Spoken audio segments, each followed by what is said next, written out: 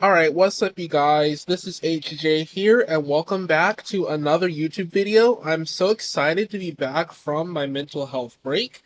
Today's video I'm going to be showing you guys how to download Streamlabs OBS onto your Mac OS device. Any kind of MacBook or iMac, Mac Pro, etc. This should all work the same. So what you guys are going to do, you guys are going to go over to your web browser of choice. I have Microsoft Edge. And you're going to go to streamlabs.com and you're going to see an installer that says Streamlabs Desktop for macOS 12.0. This is a 309 megabyte download. Let me zoom in so you guys can see here a little bit better. And with this particular download, you guys will see that it does not specify ARM or x86. You're going to download the Apple Silicon chip version, or if you have an Intel Mac, you guys will download the one on the left, which is the Intel version. So I have an ARM M4, so I'm going to download this version here.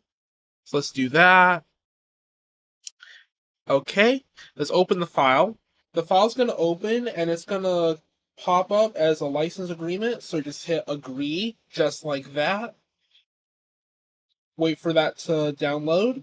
Now we need to drag this over to applications, close out of this, go to our applications folder in here, and then you're going to double click on Streamlabs Desktop. It's going to ask you if you want to open it. It says Edge download, etc., etc. It's basically a warning letting you know that you downloaded it out from the internet and not the App Store, which all my Mac users will be familiar with. So hit open. It's going to open in just a second. Let's let this thing open. Allow it to access the microphone. You are going to have to do that, and allow it to access the camera. Hit continue. If you're going to do live streaming, like if you're like a TikToker or anything like that, you'll hit the live stream. For my gamers out there, most people won't be doing live streaming from Mac unless you play like Minecraft or some indie titles that are supported. For today's video, since I do streaming on my Windows computer, I'm going to hit live streaming just for the sake of my personal use. But yours may be different. You can pick either or. Hit continue, and then you're going to want to log in with your channel of choice. I'm going to log in with YouTube, so I'm going to pause this, and I'll be right back. Okay, I'm all logged in.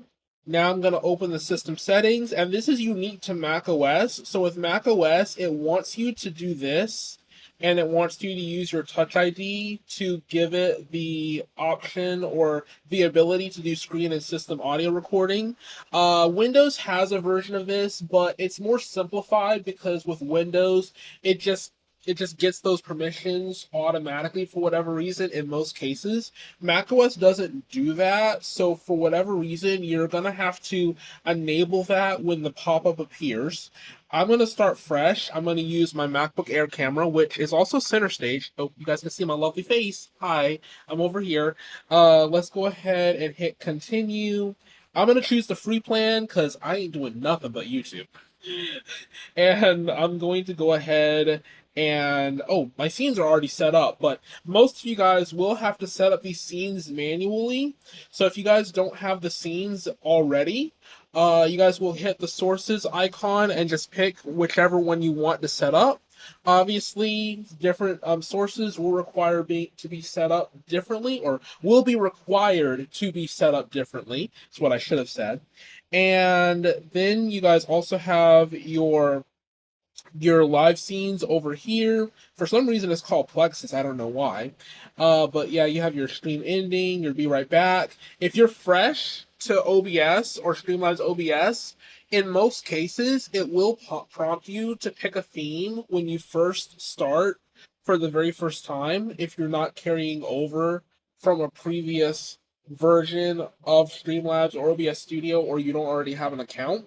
Or if you need a new overlay, you can go to the overlay section here and set it up from the overlays tab right over there.